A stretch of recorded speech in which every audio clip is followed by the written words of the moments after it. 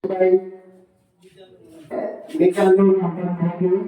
স্মরণ করতে চাই হানসুল কলেজের প্রতিষ্ঠাতা অ্যাডভোকেট মুখলিসুর রহমান সাহেবকে।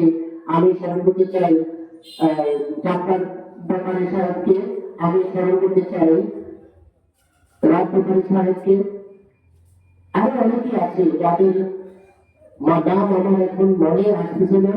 আমি সকলের সশক্তি স্মরণ করতে চাই আপনাদের অনুষ্ঠানে, এই অনুষ্ঠানের মাধ্যমে। কারণ আজকে যে আলোচনা সভা 20 আগস্টকে জাতীয় নথি ভঙ্গন দিবস হিসাবে পালন করার লক্ষ্যে আমাদের আলোচনা, এর অংশগ্রহণ এর শুরুটি হচ্ছে তাদের হাত থেকে।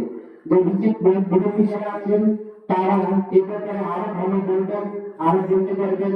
সম্মানিত উপস্থিতি, আপনারা যারা অডিয়েন্স আছেন, আপনাদের মনের মধ্যে এরকম অনেক বক্তব্য জাগ্রত হতে পারে। আমি যদি আপনারা কেউ সহ ইচ্ছা যারা অডিয়েন্সে আছেন বক্তব্য দিতে চান, সংক্ষিপ্ত বক্তব্য দেওয়ার জন্য আহ্বান জানাচ্ছি। আপনারা আমাকে বলবেন আপনাদের মনের ভাবাবেগকে ভাষাগুলি প্রকাশ করার মাধ্যমে হচ্ছে এখানে। যদি সরকার আমাদের কথাগুলি শুনেন, আমরা বিগত 3-4 বার প্রত্যেক বছরই 20 আগস্টকে নদী ভঙ্গন দিবস হিসাবে পালন করার লক্ষ্যে আমরা কাজ করে যাচ্ছি। আমরা গত বছরও করেছি, এর আগের বছরও করেছি।